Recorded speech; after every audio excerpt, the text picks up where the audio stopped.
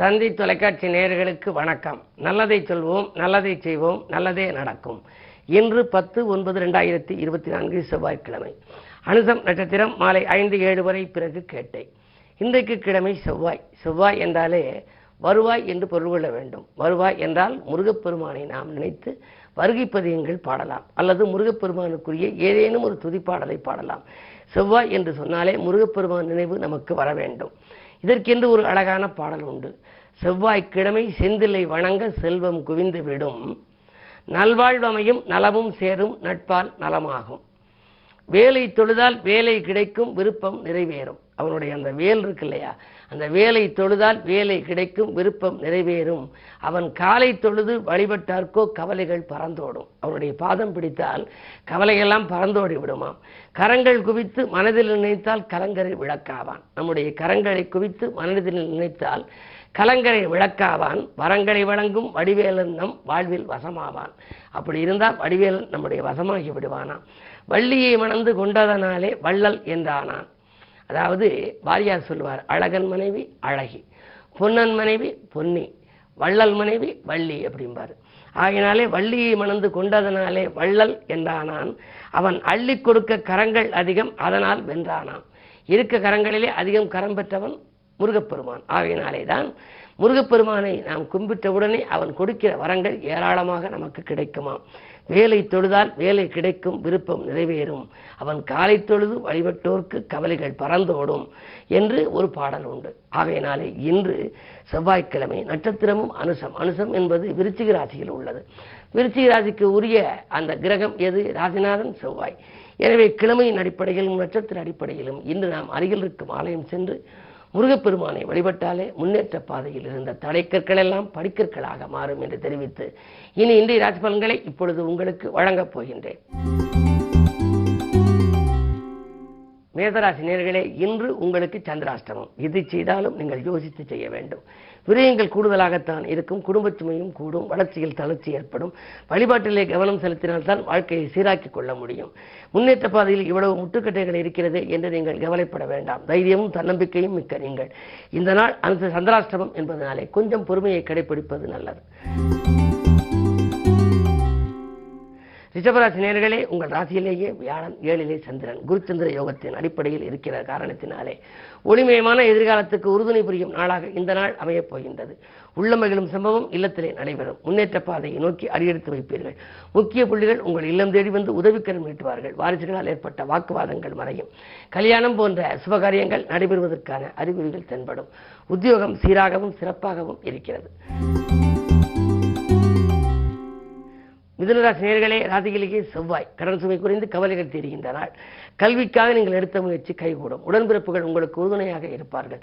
கடன் சுமை பாதிக்கு மேல் குறைய உங்களுக்கு வழிபிறக்கும். உத்தியோகத்தில் இழந்த பதவியை, இழந்த வேலையை மீண்டும் பெறுவீர்கள். அது மட்டுமல்ல, மேலதிகாரிகளின் மனதிலும் இடம் பிடிப்பீர்கள். உங்கள் திறமைக்குரிய அங்கீகாரமும் கிடைக்கும். இந்த நாள் உங்களுக்கு யோகமான நாள். இருப்பினும் முருகப்பெருமானை வழிபடுவது நல்லது. கடகராசி நேயர்களே, அஷ்டமத்து சனியின் ஆதிக்கம். எனவே நீங்கள் எவ்வளவுதான் செயல்பட்டாலும் அதில் வெற்றி கிடைக்குமா என்பது சந்தேகம்தான். திட்டமிட்ட காரியங்கள் திட்டமிட்டபடி நடைபெறாமல் போகலாம். பலன்கள் வாயில் தேடி வந்து திரும்ப மீண்டும் விலகிச் சென்றுவிடும். எனவே எல்லாவற்றிலும் உங்களுக்கு மனக்கவலைகளும் இருக்கும், பணக்கவலைகளும் இருக்கும். இந்த நாளில் நீங்கள் குடும்ப முன்னேற்றம் கருதி குலதெய்வ வழிபாடுகளை மேற்கொள்ளுங்கள். இஷ்டதெய்வ வழிபாடுகளை மேற்கொள்ளுங்கள். இன்னும் சொல்லப்போனால் இன்று செவ்வாய்க்கிழமை. முருகப்பெருமானையும் நீங்கள் வழிபட்டால் உங்கள் முன்னேற்ற பாதை திருப்திகரமாக உங்களுக்கு அமையும். எனவே இன்று வழிபாடுகளே உங்களுக்கு வளர்ச்சியை கொடுக்கும். சிம்மராசி நேயர்களே, உங்களுக்கு கண்டகச்சனியின் ஆதிக்கம் இருக்கிறது. சேமிப்புகள் கரையும், செலவுகள் கூடுதலாக இருக்கும். உத்தியோகத்தை பொறுத்தவரை மேலதிகாரிகளின் ஆதரவு உங்களுக்கு குறைவாகவே இருக்கும். இருந்தாலும் சூரிய புதன் சேர்க்கை இருப்பதால் புது ஆதித்ய யோகம் என்ற ஒரு யோகம் உண்டு. கல்விக்காக எடுத்த முயற்சி, கலை சம்பந்தமாக எடுத்த முயற்சியில் வெற்றி கிடைக்கலாம். அயல்நாட்டிலிருந்து அழைப்புகள் வந்தால் ஏற்றுக்கொள்ளலாமா என்பதை நீங்கள் சிந்தித்து முடிவெடுப்பது நல்லது. கன்னிராசி நேயர்களே, சுக்கிரன் கேது இணைப்பு. சுக்கிரன் கேதுவோடு இருந்தால் வாழ்க்கை துணையோடு போராட்டம், குடும்பத்தில் பிரச்சனை, நிம்மதி என்பது எல்லளவுக்கும் இருக்காது. எனவே குறுபார்வை இருப்பதனாலே காரியங்கள் கடைசி நேரத்தில் கைகூடிவிடும் என்றாலும் மனச்சஞ்சலங்கள் உங்களுக்கு அதிகரிக்கும். வாங்கல் கொடுக்கல்களை, ஏமாற்றங்களை சந்திப்பீர்கள். எதை செய்தாலும் யோசித்து செய்ய வேண்டிய நாள் இந்த நாள். துலாம் ராசி நேயர்களே, அஷ்டமத்தில் குரு பகவான் அடியெடுத்து வைத்திருப்பதால் வீடு மாற்ற சிந்தனைகளும் நாடு மாற்ற சிந்தனைகளும் மேலோங்கும். உத்தியோகத்தில் உங்கள் திறமைக்குரிய அங்கீகாரம் கிடைக்காது. நீங்கள் எவ்வளவுதான் நீங்கள் முயற்சி செய்து நல்லபடியாக வேலைகளை பார்த்தாலும் மேலதிகாரிகள் மனதில் இடம் பிடிக்க முடியாது. அதே நேரத்திலே உடன் பணிபுரிபவர்களுக்கு நல்ல வாய்ப்புகள் வரலாம். நேர்முக தேர்வில் உங்களுக்கு வெற்றி கிடைக்குமா என்றால் அதுவும் சந்தேகம்தான். இடமாற்றங்கள் உங்களுக்கு எதிர்பார்த்த இடத்திலிருந்து உங்களுக்கு கிடைக்காது. அதாவது மனதிற்கு பிடித்த இடத்திற்கு அமையாமல் வேறு இடத்திற்கு உங்களுக்கு கிடைக்கலாம். ஆனால் என்ன இருந்தாலும் வியாழன் மாறும் வரை கொஞ்சம் பொறுமையை நீங்கள் கடைபிடிக்க வேண்டும். இன்று கிழமையின் அடிப்படையில் பார்க்கின்ற பொழுது கந்த பெருமானை வழிபடுவது நல்லது. விருச்சிக ராசி நேயர்களே, உங்களுக்கு குருச்சந்திர யோகம் இருப்பதனாலே இன்று சஞ்சலங்கள் தீரும், சந்தோஷம் சேரும், தனவரவு திருப்திகரமாக இருக்கிறது. மேலதிகாரிகள் உங்களுக்கு இணக்கமாக நடந்து கொள்வார்கள். நேர்முக தேர்வில் கூட உங்களுக்கு வெற்றி கிடைக்கலாம். நினைக்க இயலாத ராஜயோகத்தை கொடுக்கக்கூடிய விதத்திலே குருச்சந்திர யோகம் இருப்பதனாலே இன்று நீங்கள் எந்த நேரம் செய்ய நினைத்தாலும் செய்ய இயலும். வருமானமும் உங்களுக்கு திருப்திகரமாக இருக்கும். போன் மூலமும் பொன்னான தகவல் வரலாம். இந்த மாலை பயணம் மகிழ்ச்சிக்குரியதாக இருக்கும். தனுசு ராசி நேயர்களே, உங்களுக்கெல்லாம் இன்று மூத்த சகோதரர்களால் முன்னேற்றம் கிடைக்கின்ற நாள். முக்கிய புள்ளிகள் இல்லம் தேடி வந்து உதவிக்கரம் நீட்டுவார்கள். செவ்வாய் பலம் நன்றாக இருப்பதால் தைரியமும் தன்னம்பிக்கையும் உங்களுக்கு கூடும். தொழில் கூட்டாளிகள் வருமானம் உயர வழிகாட்டுவார்கள்.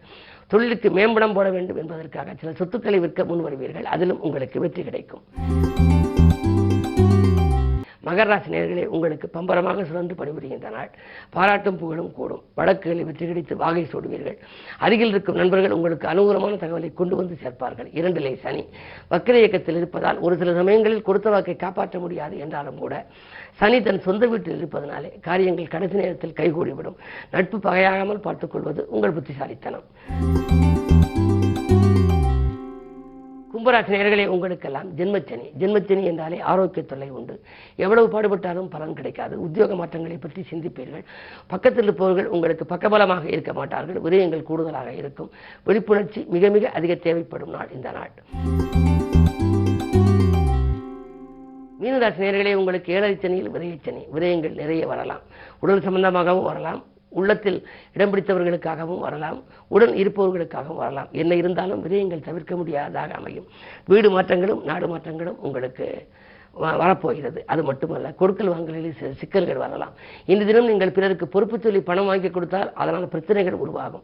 மிக மிக கவனம் தேவை. கேது 7 இருக்கின்றார்.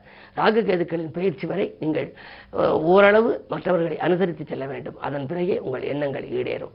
அதுவரை உங்களுக்கு நாகசாந்தி பரிகாரங்கள் நம்பிக்கை தரும் விதத்திலே வளர்ச்சியை ஏற்படுத்தும். மேலும் விவரங்கள் அறிய தினத்தந்தி படியுங்கள்.